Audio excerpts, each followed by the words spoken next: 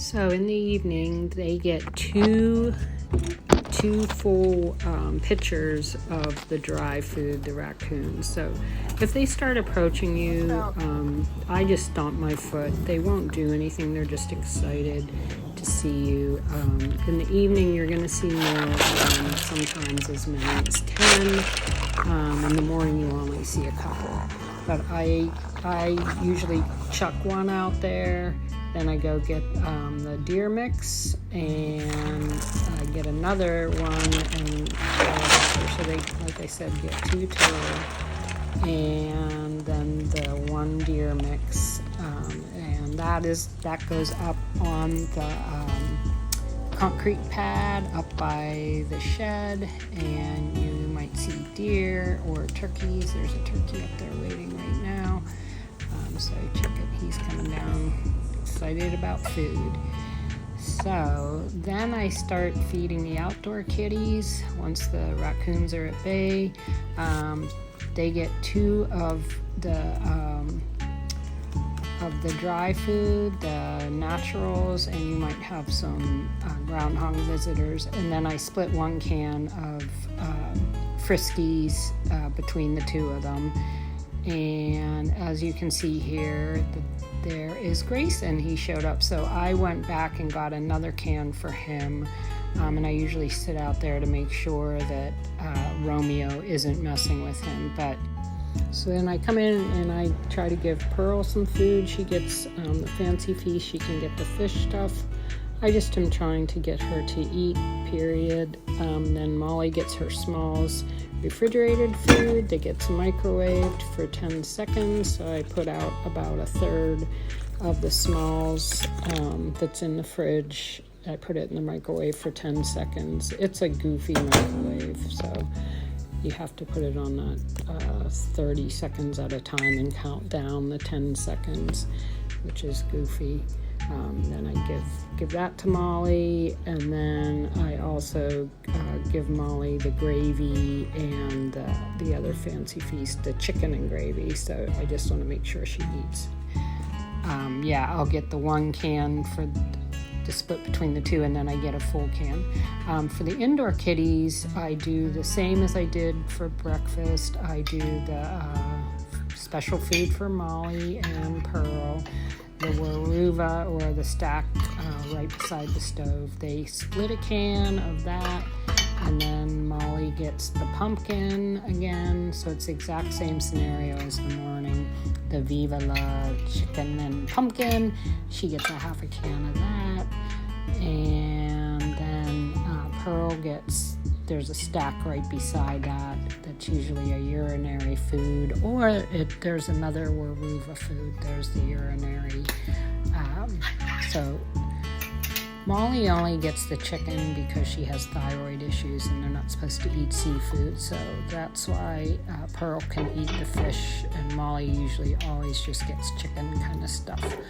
And then for the rest of the indoor kitties, they will get the Friskies again. I split 1 can between the 4 of them. And then they also get the fancy feast. They get the fish one. And hopefully you get to see Nina, but I have a feeling she'll be hiding. There's the fancy feast. They love that stuff. And sometimes in the morning I'll give Pearl, I try to make sure she eats. I'll give her some of the fancy feast as well. Just trying to get her to eat.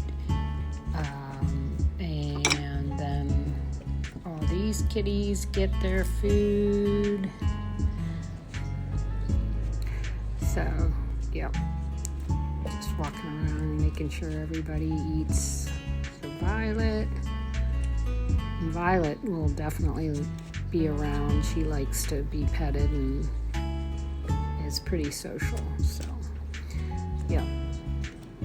Giving to Chucky, and finally to Molly and Pearl. They're both upstairs. Typically, Molly There's Pearl. Molly's under the bed. She's been hanging out on the by the window or under the bed upstairs lately. But and if you guys feel like she's been hard to get, she seems pretty easy to get. But you can always put the pink collar on her for the tracking if needed. But it's pretty easy. It's been pretty easy to find her lately. But feel free. Okay, lids on everything, back in the fridge. And that's why I like to heat things up, just because the cold food's not good. Okay, so now for evening medicine for Molly. Molly, I usually do the medicine upstairs, or I do it downstairs and bring her back up. So I'm cleaning her ear again. She only gets the mirtazapine at night. She gets up both the morning and the night. 2 clicks again. I clean the ear. 2 clicks on my finger on her left ear. She doesn't mind it so much. Then sometimes I put the saline in her nose too in the evening, but if she's not too congested. But I try to do the try to put her in the nebulizing chamber every single night. Just she's been much better. So then I zip it up, put her in, and then I go ahead and get the saline, and I pull up 2 mLs of the saline with the syringe. Yep. Plus 2 mLs.